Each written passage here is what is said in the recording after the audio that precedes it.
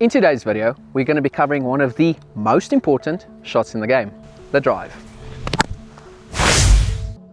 We're going to break this video into 4 drills, plus a plethora of progressions. And in between all of that, we're going to also cover a few common mistakes that we see players make. Over to Byron to start us off. The first drill we're going to do is the renamed and aptly named Master Roshi double ball throw drill. In this drill, you're going to start with 2 balls, one in each hand. You're going to take a stride forward like you're normally going to play the drive, and then you're going to extend and throw the balls into the net, making sure that the hands extend fully forward.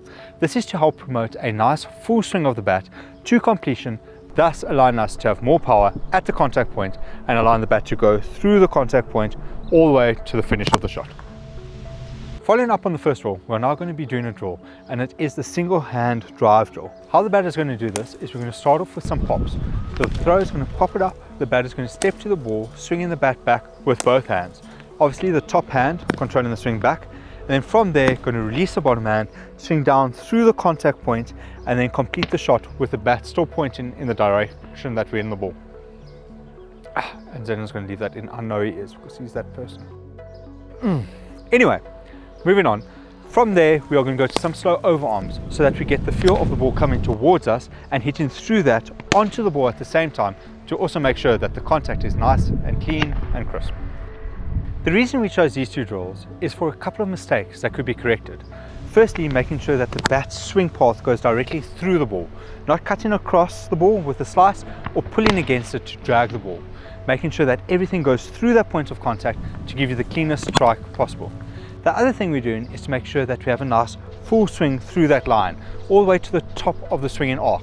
This is going to ensure that we get the most power possible and the most power potential from our swing to get us our best results. As you guys have seen on our channel, there have been a lot of drills that focus around the drive.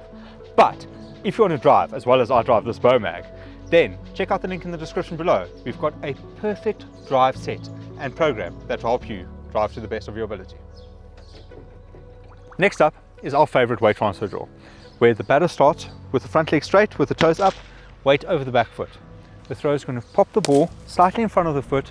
The player is going to put the toes down, bend the knee, and look to hit through that point of contact. This is to make sure that we get into a good position for the contact point and allowing the bat to swing through that arc. The natural progression for this was some slow overarms from the same position.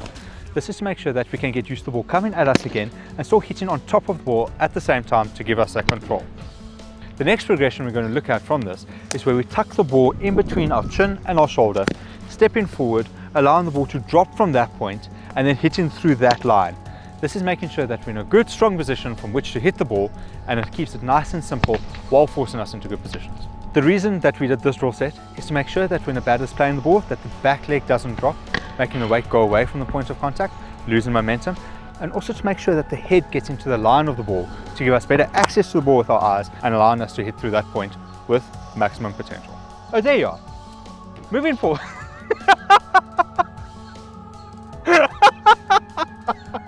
Moving forward, for the next drill, we set up some cones in a semicircle in front of the batter, about 2 meters in front of him, to make sure that the batter hits the ball down into the ground, making sure the contact's good and hitting through the line. The throw is going to be throwing slow overarms. Once we have completed this, we're going to go from full pitch length and throw some slow overarms to make sure that we hit the ball nice and cleanly in a good line.